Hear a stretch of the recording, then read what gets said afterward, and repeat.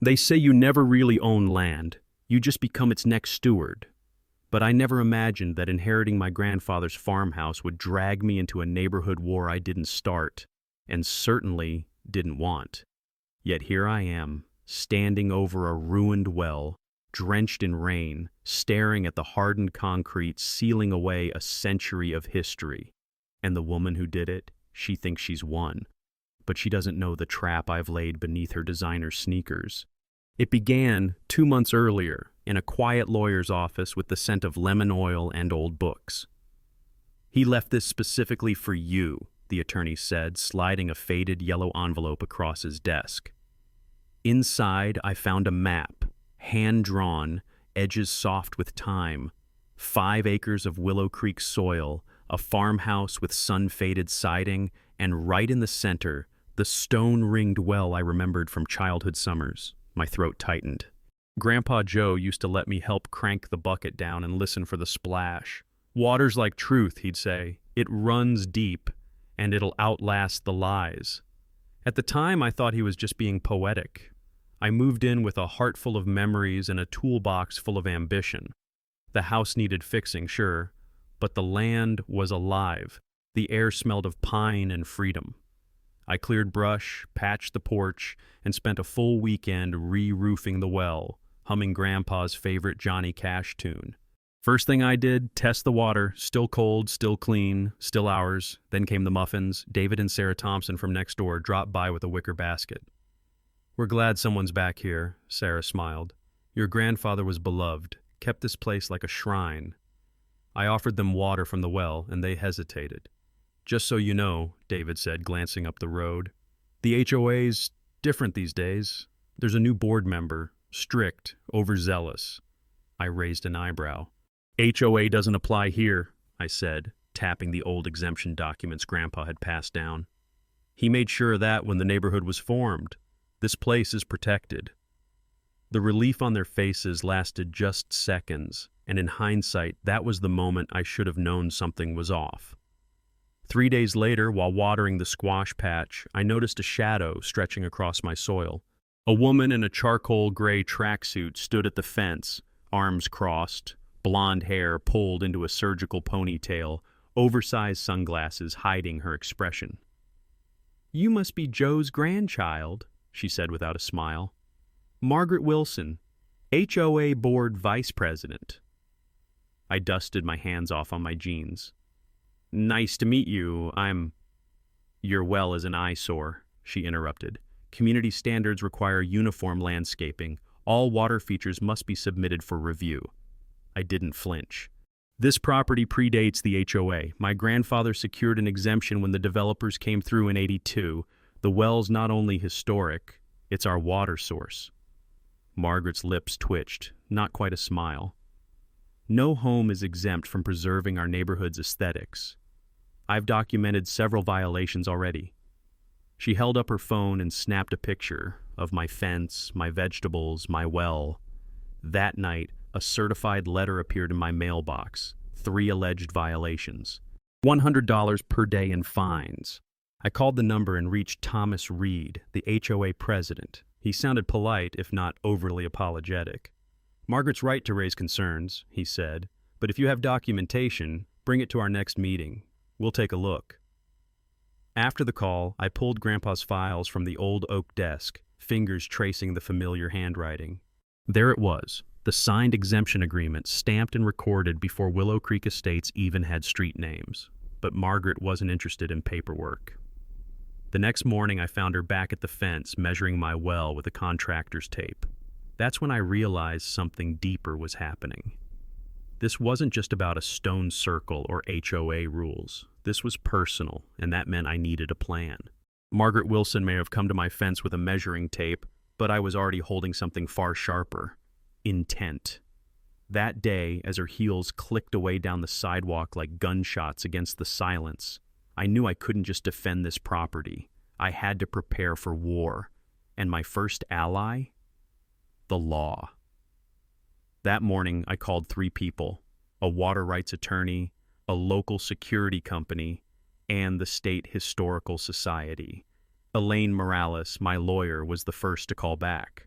Sharp voice, sharper instincts. You said you have a pre-HOA exemption, she asked. I sent over scans of Grandpa's agreement. 20 minutes later, she replied with 2 words. It's ironclad. But, she added, people like Margaret don't always care about law. They care about intimidation. So document everything, every letter, every visit, every word she utters. You're not just defending your well, you're laying a foundation for a case. Meanwhile, the security team installed 4 cameras, 2 visible, 2 not, around the perimeter of my property. Motion sensors, infrared. I wanted every angle covered, especially the well. I even hid a waterproof flash drive in the stone wall, protected by a fake brick Grandpa once used to store spare keys. A legacy hiding place for legacy protection. By afternoon, I was back on the phone, this time with the State Historical Society. It's likely, said the rep, that your well qualifies for historical protection. Hand-dug, pre-20th century, functional water source. Those are increasingly rare. She asked for pictures, documents, water test results. I sent everything. Days passed. The neighborhood hummed with quiet disapproval, or support, depending on which porch you passed. Some neighbors waved. Some shut their blinds. Some, like the Thompsons, stopped by with lemon bars and whispered updates. She's dividing everyone, Sarah Thompson sighed. Even got the Rodriguezes in trouble over their porch color. David added, if you're going to stand up to her, you won't be standing alone. But Margaret's campaign had begun. Violation notices, anonymous letters in my mailbox, a concerned citizen's flyer taped to my door about unsightly property threats affecting resale values. The language wasn't subtle. One evening, Julia Johnson, gray-haired, gentle, and tired, knocked on my back door. I invited her in and poured tea. Last year, she began, Margaret had our koi pond filled in, said it was a mosquito hazard. It had been there for 20 years. Did the board approve that? I asked. She shook her head. She did it while we were visiting our daughter, claimed emergency action. My stomach twisted. She does this when people are away? That's her pattern. She waits until no one's watching. That was all I needed to hear. I began a daily log, time-stamped photos of the well and garden, copies of every communication. I even laminated Grandpa's exemption and placed one in my glove box, one inside the house, and one in a sealed container under the well roof. Weeks passed. Margaret circled like a shark. At the next HOA meeting, I presented my exemption documents. She responded with legalese and delay tactics. Our board attorney will need to verify this. We'll get back to you. Then she smirked, like she already had a plan. I had to travel for work the following week, just 3 days. Before I left, I double-checked the cameras, reinforced the gates, and left a note for the Thompsons. Watch the well, something's coming. As I pulled onto the highway, I glanced in the rearview mirror. The farmhouse sat quiet, sturdy, proud, like Grandpa himself was still watching over it. But deep down, I had a gnawing feeling. Because Margaret Wilson didn't need permission to act. She just needed a moment when no one could stop her. The rain had been falling steadily all afternoon, but as I pulled back into Willow Creek Estates after my trip, it felt more like a warning than a welcome. My tires splashed through shallow puddles. The sun had barely started to set, casting long shadows across my driveway. All I wanted was a warm meal and a long shower. Instead, my headlights froze on something that didn't belong. Where my grandfather's well once stood, strong, circular, carved from stone with care, there was now a crude gray mass, lumpy, hardened, wrong. I slammed the brakes and leapt out of the truck. Rain soaked through my jacket before I could reach it, but I didn't care. My hands trembled as they touched the cold, rough surface. The roof of the well, the one I'd repaired with my own hands, lay splintered in the mud. The old stones were still visible around the edges, now buried beneath solid concrete. It wasn't just vandalism. It was an erasure. My boots squelched as I stormed across the yard to Margaret Wilson's front porch. Her lights were on. She was expecting me. The door creaked open before I even knocked. "Oh, you're back," she said calmly, robe cinched tight, teacup in hand. That dangerous hole needed to be addressed. You filled in my water source. That well is over a century old. She gave a small theatrical sigh. Emergency action provision. Section 8.3 of our HOA charter. When something poses an immediate threat. You don't have that authority, I snapped. I do, she said, stepping back inside. The board voted, 3 members, majority, and you were non-compliant. She returned holding a folder.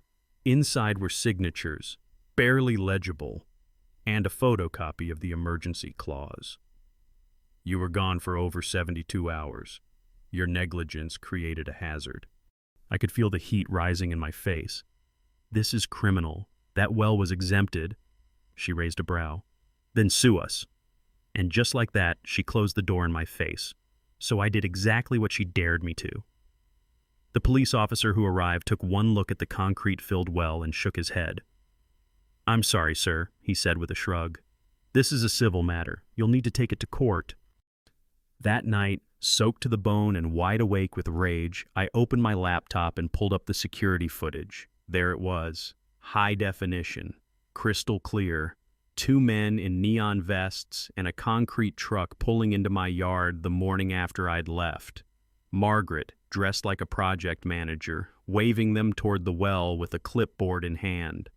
The workers hesitated, clearly confused, but she pointed, handed them papers, and kept glancing around like she knew exactly what she was doing. They poured the concrete in under an hour. She stayed until it was full. The next morning, I drove to HOA President Thomas Reed's house. He opened the door with bedhead and coffee in hand. I need you to see something, I said, holding up my phone. The footage played in silence.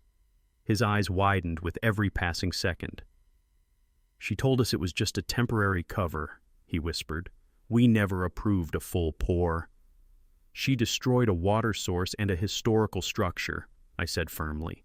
And you're all liable unless you speak up. Thomas paled. You need to talk to her, he muttered. I already did. She slammed the door in my face. Next stop, my lawyer. Elaine watched the video twice, her expression unreadable. This is good, she finally said. Really good. You think we have a case? Oh, we have more than a case, she said, pulling out a thick law book. You've got repair area and water rights, historical designation status, and property destruction on your side. And then she paused and looked up. Wait, you said historical designation? Yes, I said slowly. The state confirmed it 3 days before I left. Elaine sat back in her chair. She picked the worst possible week to commit a felony. It hit me then. Everything I'd done out of caution, every camera, every document, every call to the Historical Society, it all created the perfect trap. I hadn't just defended my well. I'd built a case strong enough to bury her actions in court. I want to file a suit, I told her. Elaine nodded. Oh, we're going to do a lot more than that. That evening, the neighbors started showing up. Julia Johnson, Mr. Finch, the Rodriguezes. They weren't just offering casseroles. They were ready to testify. I saw her measuring your well, said Mr. Rodriguez, holding up a photo. I heard her scheduling the concrete truck, said Finch. She told me it was just for safety, said Sarah Thompson. But the way she smiled afterward, it wasn't safety. It was satisfaction. That night, I sat on my porch with a flashlight in one hand and a copy of the lawsuit in the other. I thought that would be the end of it. But then, a brick came crashing through my living room window, wrapped in a note that simply read, "Drop the lawsuit or else." So much for civil. I stood barefoot in the shards of broken glass, the soaked note still clenched in my hand. The wind from the broken window howled into the room like some warning from the past. Drop the lawsuit or else. 5 words scribbled in hurried, angry handwriting. It wasn't subtle, it wasn't vague, it was a message, and not just for me. Max, my golden retriever, whimpered under the table. He wasn't used to this kind of chaos. Neither was I. And yet, I knew I wasn't backing down. The responding officer this time wasn't dismissive like the last one. When I showed him this footage from my security cameras, he nodded grimly. Looks like they're escalating. We'll open a criminal investigation for property destruction and intimidation. That note counts as a threat. I bagged the brick and note for evidence, then called Elaine. We expected pushback, she said, her tone steady. But this? They're desperate. That means our case is stronger than ever. Still, Elaine urged caution. You need to stay somewhere else tonight. You're not safe there right now. I didn't want to leave the house, my grandfather's house, but I knew she was right.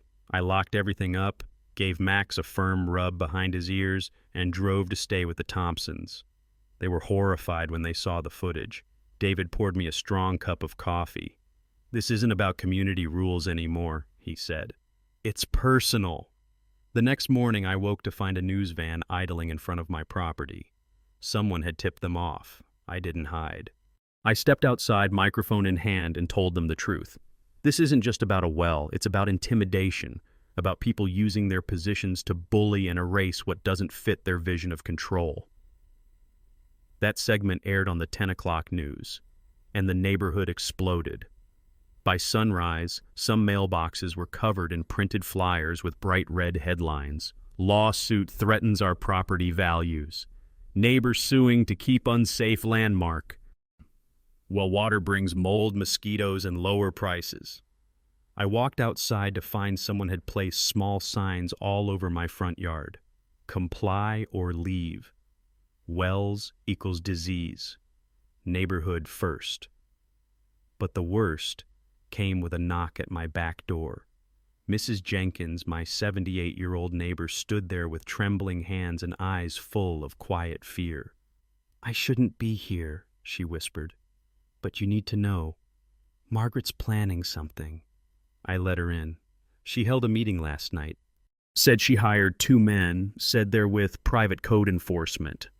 But I've never seen them before, and she's spreading rumors that you threatened her.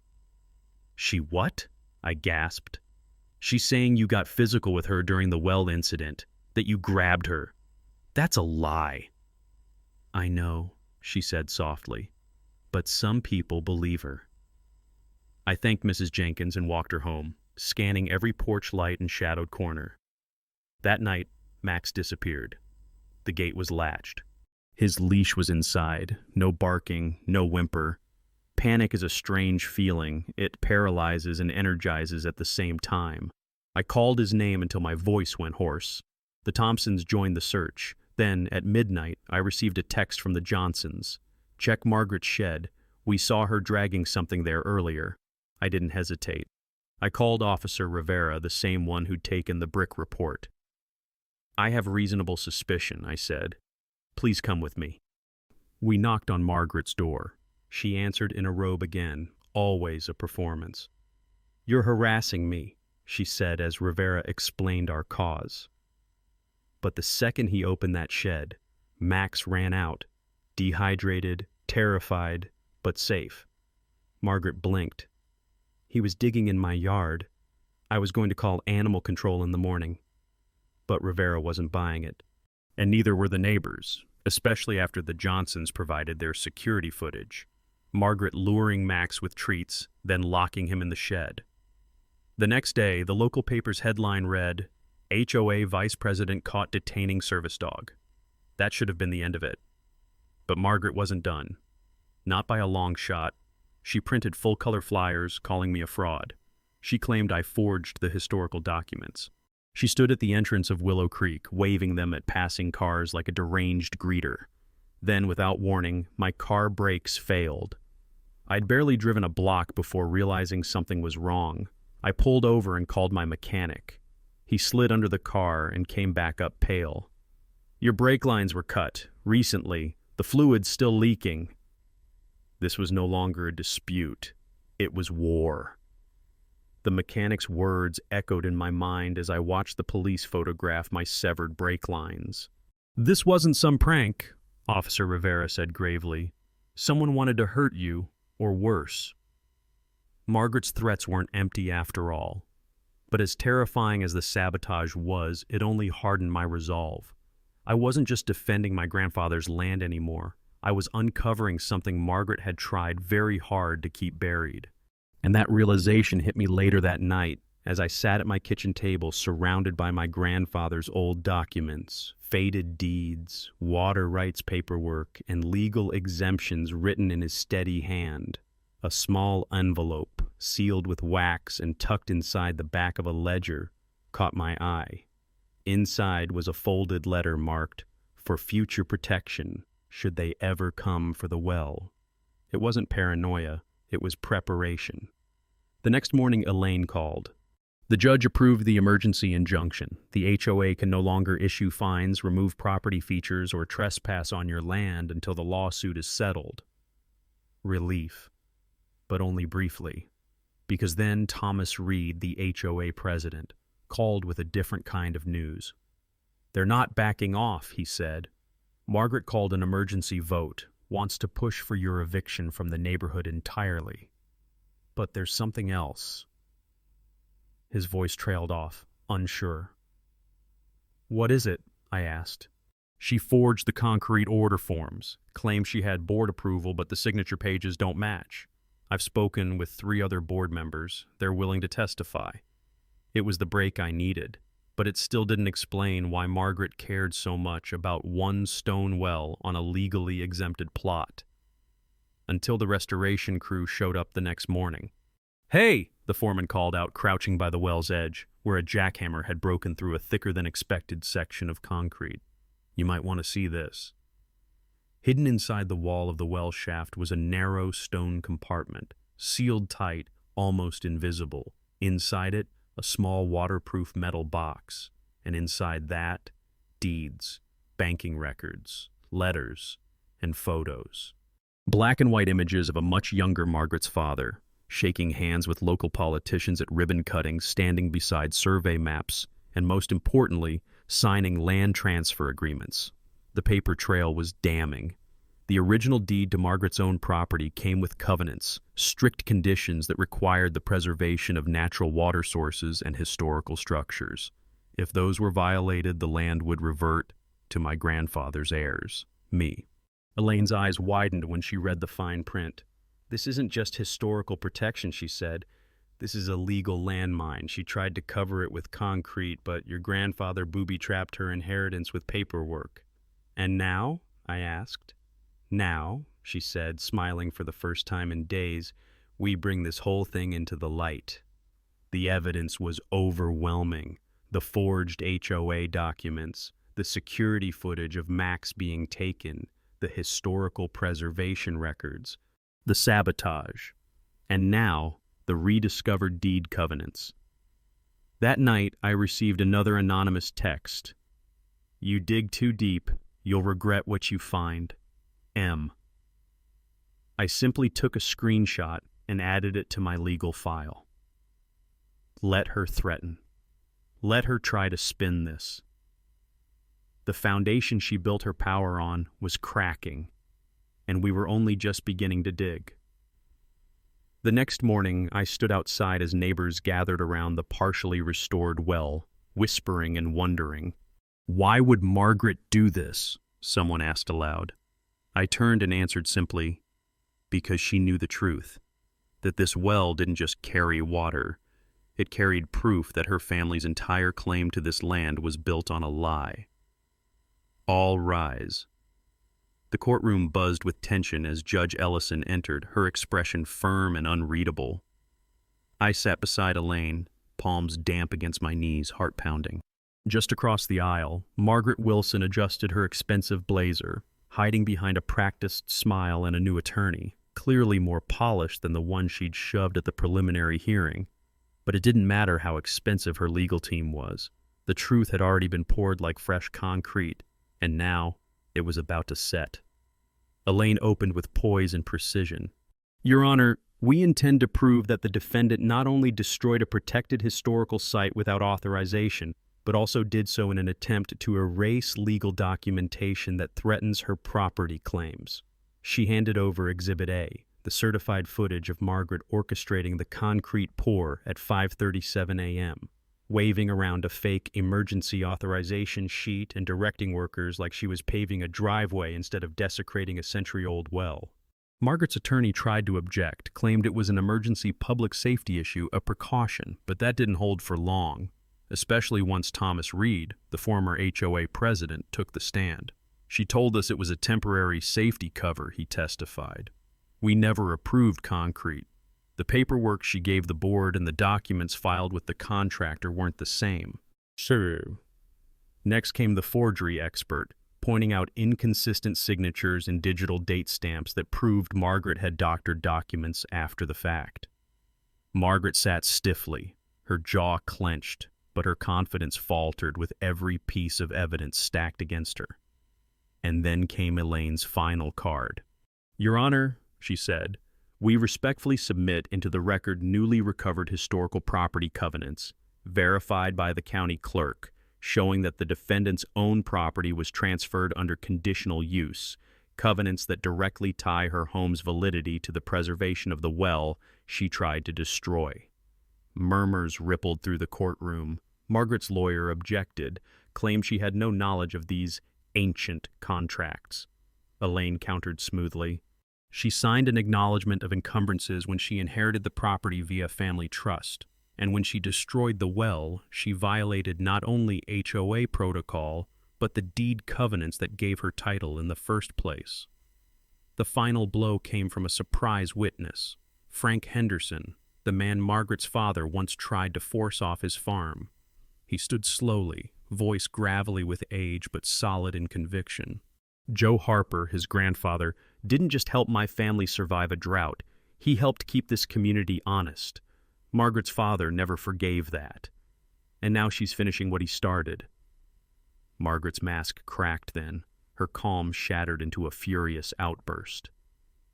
"They've all been against me from the beginning," she shouted, rising to her feet. "That well was a relic. It made our neighborhood look poor." Judge Ellison banged her gavel sharply. "Ms. Wilson, control yourself or I'll have you removed." But the damage was done. The judge called a recess, and in the hushed silence that followed, Elaine leaned toward me and whispered, "We've got this." An hour later, the ruling was read. The court found Margaret Wilson personally liable for the destruction of a protected historical landmark, awarded full restoration costs, and issued a permanent restraining order preventing her from contacting or approaching me again. But it didn't stop there. Based on the forged documents and deed covenant violations, her property claim was invalidated. Margaret was ordered to vacate her home within 45 days. Her status on the HOA board was permanently revoked. As bailiffs escorted her out, she turned and hissed, "You don't know everything about your grandfather. Ask about the Henderson deal in '76. He wasn't a hero." I stood frozen, the weight of her words sinking in.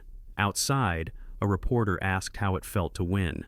I replied simply, "This wasn't about revenge. This was about legacy. My grandfather's, this community's, and the kind of place we want to leave behind." But Margaret's parting words still echoed. What was she talking about? And why did her last act sound more like a warning than defeat? For weeks after the trial, Margaret's words gnawed at the edges of my peace. Ask about the Henderson deal in '76. He wasn't a hero. The well restoration was underway. A team of historical preservationists carefully chiseled out the concrete layer by layer, like they were unearthing a time capsule. Neighbors came by with casseroles, encouragement, and the occasional awkward apology. Margaret, meanwhile, had vanished. Her house stood dark, "For sale" sign crooked in the yard, its price slashed lower with each passing day. But I couldn't shake the feeling that something was still unresolved. Margaret might have lost the courtroom, but she'd won something else, a seed of doubt, planted deep. It wasn't until the third day of restoration that the mystery cracked wide open. "Hey," one of the workers called, "you might want to see this." They'd found something embedded in the stone lining of the well, a small metal container wedged behind a false stone slab. Carefully, they pried it loose and handed it to me, cold, heavy, deliberately hidden. Inside, wrapped in oilskin paper, were faded documents, old photos, and a letter. The top page was a property deed dated 1976, showing that my grandfather, Joe Harper, had sold a parcel of land to First Willow Bank, owned by Margaret's father. But unlike the records on file at the county clerk's office, this deed included handwritten addendums, restrictions protecting water sources, old-growth trees, and even requiring community review before any future development. At the bottom was my grandfather's unmistakable signature, and next to it, a second signature scratched out in thick black ink. Elaine, my attorney, came over that afternoon. She examined the papers, then sat down with a long sigh. "This explains everything," she said. "These covenants were never meant to be discovered. Margaret's family spent decades trying to erase this. If your grandfather had gone public back then, it would have derailed their land development plans and probably ruined her father. Instead," I said quietly, "he hid the evidence, protected it, and waited for someone to uncover it." That night, I flipped through the rest of the documents. One was a letter from Frank Henderson's father, thanking Joe for saving his farm and confirming that Margaret's father had threatened retaliation if Joe didn't sell him water rights. He never did. The next morning, I called Frank Henderson. When he arrived, cane tapping on the front steps, his eyes went wide as I showed him the documents. "Son," he murmured, "this is what Joe was afraid of. That the past would be rewritten if no one protected the truth." I didn't know whether to feel proud or haunted. My grandfather had left behind more than a well.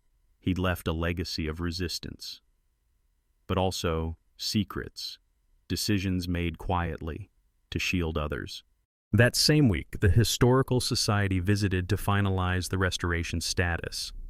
One of the team members pointed out something curious. Etched faintly into the inside stones of the well were initials: J.H. and M.W. Joe Harper, Margaret Wilson. I blinked. They were friends? I asked aloud.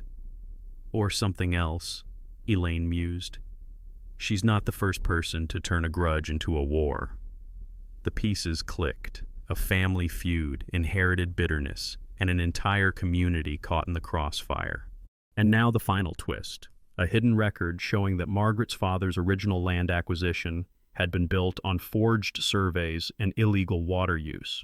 Elaine began preparing the paperwork to restore part of that land to the Henderson family under old covenant terms. Margaret hadn't just tried to erase a well, she'd tried to erase history, because that history proved her empire wasn't built on strength, but on lies. As I walked out to the well that night, stars overhead and the air still and cool, I lowered the bucket for the first time since the restoration. The crank creaked, the rope tensed, then splash. The water was still there, clear, cold, steady, just like the truth. The day the well ran clear again, the entire neighborhood gathered, old neighbors, new ones. Some brought lawn chairs, others just curiosity. The rope creaked as I drew up the bucket. The water sparkled in the light like nothing had ever disturbed it. Thomas Reed handed me a small, sealed envelope. "We found this," he said, taped behind the HOA charter, buried in the office file cabinet. "It's addressed to, well, whoever ended up owning your grandfather's house." I opened it slowly. The paper was yellowed and the handwriting unmistakably his. "To the future. If you're reading this, then someone challenged the well. Maybe they thought they were preserving order. Maybe they just wanted control. Doesn't matter. What matters is that you stood your ground. And if you're still fighting, good. Because the people who build things with heart, not profit, are the ones who carry this world forward. Water is patient. So is truth. And when it rises, there's no stopping it." Joe Harper. I had to step away from the crowd to catch my breath. Frank Henderson found me by the garden, leaning on his cane. "He was a good man," he said quietly. And I think he knew this day would come. News crews returned to Willow Creek, not to report chaos, but to witness something rare, a community healing. The HOA had formally dissolved, replaced by a new heritage committee. Not one that enforced conformity, but one that protected what made each home and each neighbor unique. They even asked me to serve as the committee's chair. I politely declined. "I've had enough battles," I said, smiling. Let someone else carry the torch now. But I did agree to one thing, a plaque beside the well, engraved with my grandfather's words. Protect what matters, not what merely appears proper. Margaret never returned. Her house sold for half its asking price. The new owners, a young family, planted sunflowers where her manicured hedges had stood. The Rodriguez family rebuilt their traditional gate. Mrs. Jenkins' roses bloomed brighter than ever.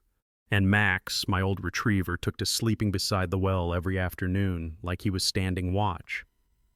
Some evenings I sit on the porch and reread Grandpa's letter. I wonder if he knew how far things would spiral, how many people his quiet wisdom would touch. And then I remember what he always said. Legacy isn't the land you leave behind.